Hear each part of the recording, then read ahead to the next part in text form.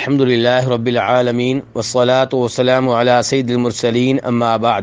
ایک بھائی سوال کرتے ہیں کہ کیا میری بیگم میرے ساتھ کھڑی ہو کر نماز ادا کر سکتی ہے، یا بچے نماز پڑھ رہے ہوں تو ان کے پہلو میں کھڑے ہو کر نماز ادا کر سکتی ہے؟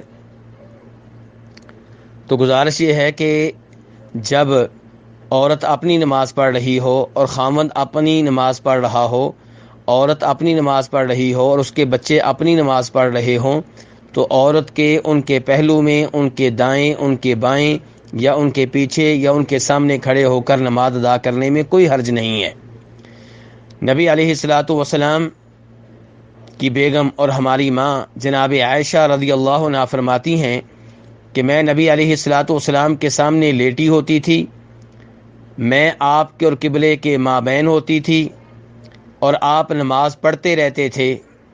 جب کبھی میں نے کسی حاجت کے لیے، ضرورت کے لیے نکلنا ہوتا تو میں چارپائی کے پاؤں کی سائڈ سے کھسک جاتی۔ تو اس سے پتہ چلا کہ نبی علیہ السلام نماز پڑھتے تھے اور جناب عائشہ آپ کے سامنے لیٹی ہوتی تھیں، آپ کے سامنے موجود ہوتی تھیں۔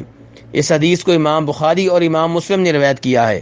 ایسے ہی امام ابو داؤد اور نسائی وغیرہ روایت کرتے ہیں کہ جناب عائشہ فرماتی ہیں کہ نبی علیہ الصلوۃ والسلام نماز پڑھتے تھے اور میں آپ کے سامنے ایسے ہوتی تھی جیسے امام کے سامنے جنازہ پڑا ہوتا ہے۔ جب آپ وتر پڑھنے لگتے تھے تو آپ میرے پاؤں کو مس کرتے۔ تو اس سے یہ پتہ چلا کہ اگر کوئی عورت کسی مرد کے سامنے لیٹی ہو بلکہ نماز پڑھ رہی ہو تو اس میں کوئی حرج نہیں ہے۔ البتہ عورت کو نمازی کے آگے سے گزرنے کی اجازت نہیں ہے۔